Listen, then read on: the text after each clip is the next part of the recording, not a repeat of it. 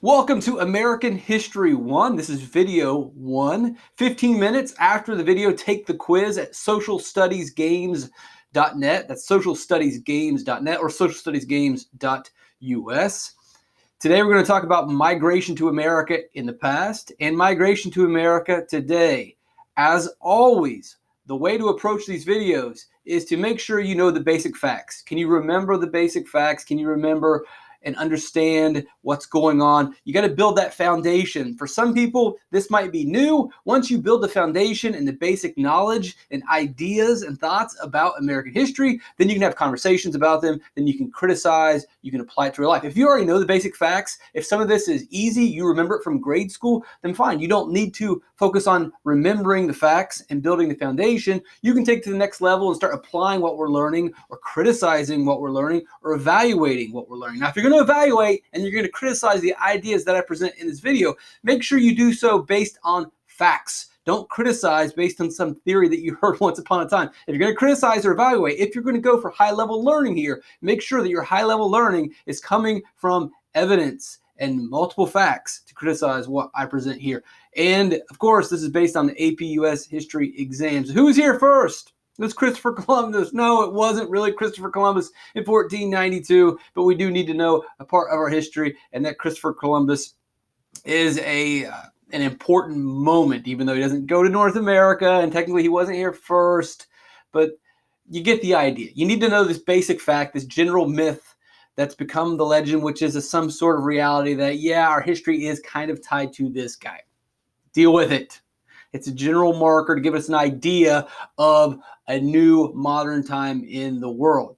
Really, if we want to track the beginnings of America, according to the APUSH history guidelines, we're going to go back to 20,000 BCE, and we'll pull up our fancy timeline here. And then 2020 AD is today, and then 0 AD was when Jesus died. And you go way back to 20,000 BC. That's a long time ago. If we look right here, this is where Columbus, 1492. So people were in America a lot earlier than Christopher Columbus, obviously.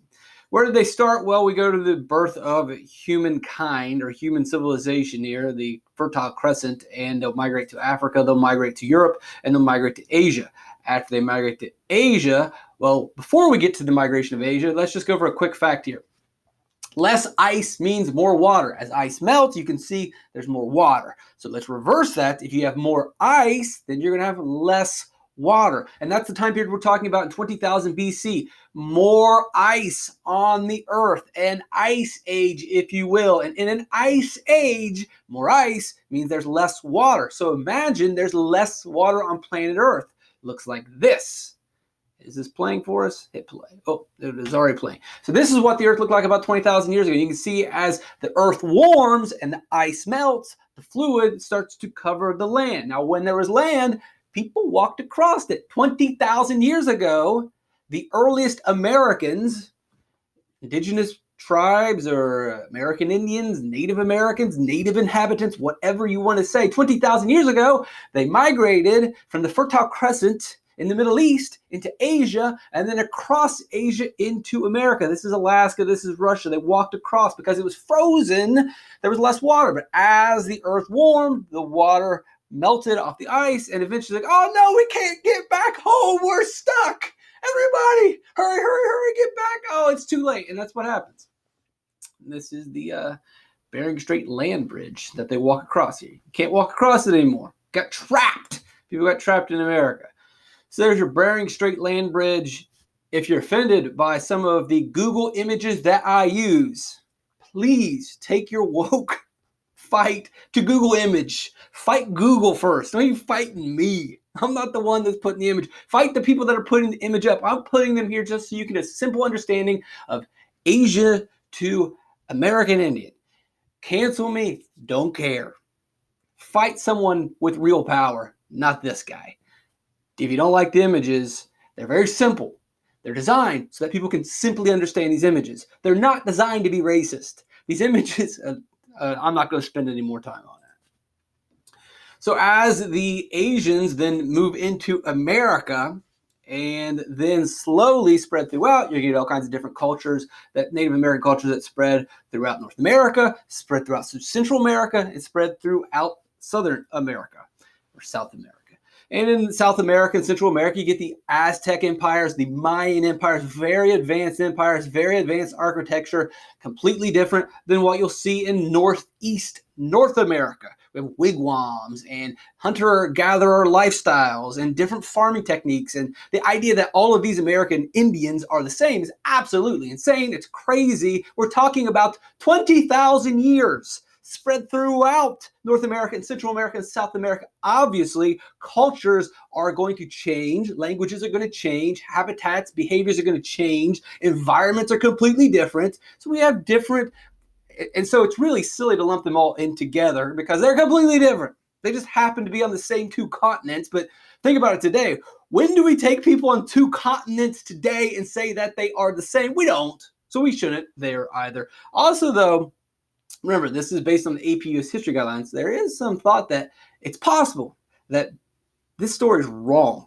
This idea that we came this way, there is some evidence that it's possible it went the other way. It's very hard to track this because we're talking about 20,000 years, and we're talking about the tropical rainforest in South America where the jungle can overgrow anything in about 50 years. So 20,000 years, maybe we had some sort of cataclysmic life-altering event where civilizations were completely wiped out except for some small groups. It's possible it went the other way. We don't know. It's a theory. It's interesting. So as far as the AP guidelines go for now, we're going to say that they came from Asia to America. But there is some evidence that we might have some other stuff going on. Something interesting to look into. You're not going to see that in American History 1.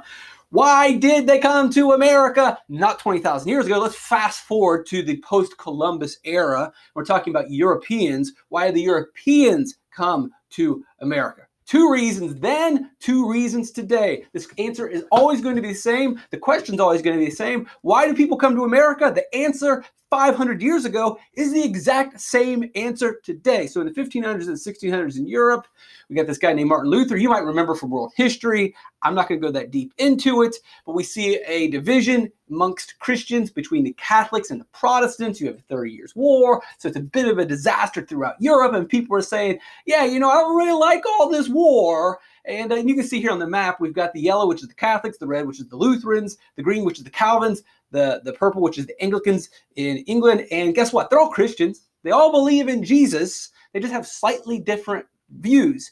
And I guess a slightly different view is enough of a reason to have a war for 30 years. And if you're having a war for 30 years, maybe some people would say, like, hey, can I get out of here? I'm cool. I like Jesus too, but I'm not really into killing somebody because they believe in Jesus a little bit different than me. But nonetheless, they do it anyway. And so some people do say, hey, I'm not really into this. Let's get out of here. So one of the reasons why people will leave Europe and come to America is for religious freedom. And that exists today. And a more broader version is people come to America for freedoms. You're not going to come to any country in the world that you have more freedoms. Your rights and freedoms are protected by the U.S. government. And it's not even close. There is no, and I know that the people watching this video are probably saying, oh man, you don't know what's going on in America. You don't know what it's like these days. I do. But you don't know what it's like in Egypt. You don't know what it's like in the Sudan. You don't know what it's like to be on a concentration camp like a Uyghur in China. You don't know. You just know your own experience, which is America. You see this bad stuff. It ain't any better anywhere else. And everywhere else, they don't have freedom of speech. They have compelled speech. You don't have the protections that, or they don't have the protections you. Anyway, we're pretty free here. And if you don't believe me, then why are people still coming to America? Why are people trying to get into America legally and illegally? You mean people are risking their lives to travel from South America through Central America because it's terrible in America? You're telling me, you're going to sit there and tell me that people are going to risk their lives of their children? They're going to carry infants across a desert through mountains because America is not free? Probably not. We're probably the best country on earth. That's why people are willing to risk their lives. That's why people are willing to risk the lives of their children because of freedom. And that's what they did 500 years ago, getting on a boat, sailing across an ocean to a world that no one knew anything about. Who would take that kind of a risk? Because they wanted to be free. The Jesuits will also come over to America to spread. Remember, we go back in time here. This used to all be Catholic. It used to all be Catholic. And when these guys go, hey, we're going to be Lutheran, guess what? We just lost some Catholics. When these guys say, you know what, I'm going to be a Calvinist, still like Jesus, but I'm going to be a Calvinist. Catholics just lost some more members. And when this whole country of England said, peace, Catholics, they lost an entire country. How did the Catholic make up for that? You know, people go to church and they pass around that pot and they put money in it. Well, if no one's in church, no one's putting money in the pot. And if they're not Catholics, well, when they get married and they have babies, their babies aren't Catholic. We need some Catholic babies and we need some Catholic cash and we need it now. And so the Jesuits go over and say, hey, we're going to turn all these American Indians into Catholics. Problem solved. And you'll see today that Central America and South America, the main religion among Hispanics or Latinos or Latinx or whatever you want to say, it's Catholicism because of the Jesuits. Now, the Jesuits will tell you, no, this wasn't some sort of scheme to get new members. Part of the deal is people have got to know about Jesus. If you don't know about Jesus and you die, you don't get to go to heaven. So we got to make sure they know about Jesus. Okay, well, all right, Jesuits, whatever you need to do to sleep at night. All right, so Jesuits come over as well.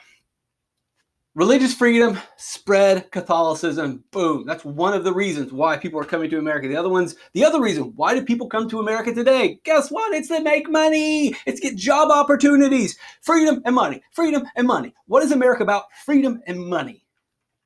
Facts. So the British colonies, the way that they make the money is through cash crops, tobacco, cotton, but mainly we're going to talk about tobacco early on.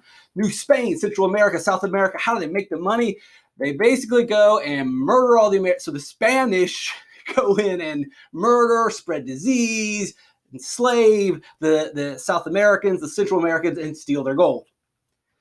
Probably not the nicest way, but definitely the way to make the most money. And then the French will make the least amount of money, but probably the nicest. They'll make friends with the American Indians or indigenous people and will be fur traders, trade beaver pelts. Probably didn't make much money. Pretty nice. Didn't get really rich, kind of in between. Evil, probably the worst, but you got the richest. And that's kind of the way that it works. A lot of times the worst thing that you can often make the most money. This is what the people want to do. I mean, we asked the people in Europe, like, well, I'm not really leaving for religious freedom. I'm going to make some cash. So if I'm going to go make cash, I might as well go do it the way that you make cash and look for gold. And the reality was, well, only the Spanish were able to do that. If you went to the middle colonies or you went to the Mississippi River Valley, wasn't in gold there. You had to do farming.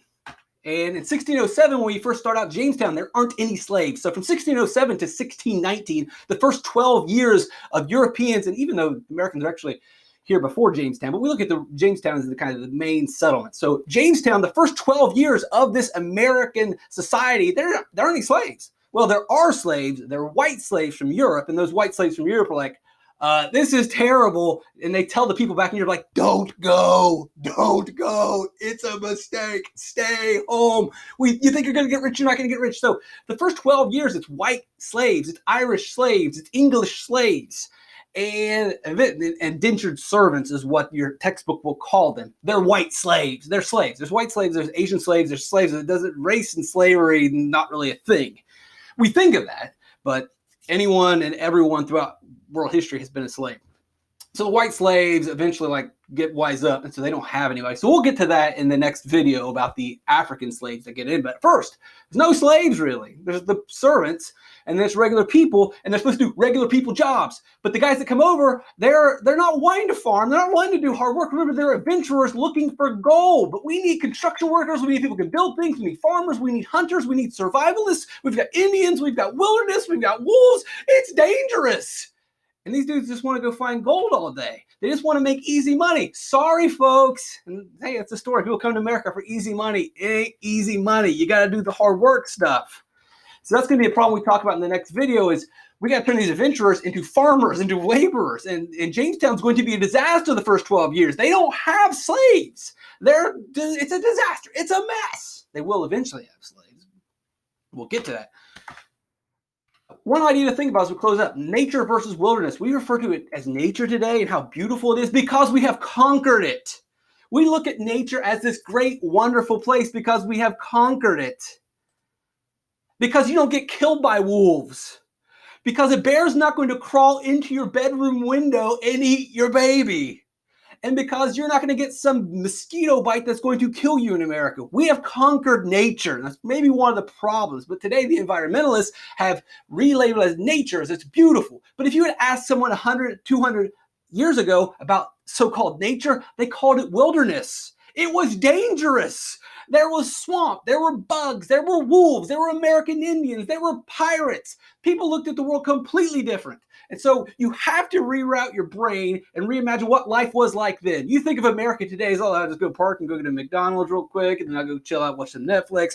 That's not the way life was. It was dangerous. You were just about ready to die every second of your life. Everything was trying to kill you, especially in America.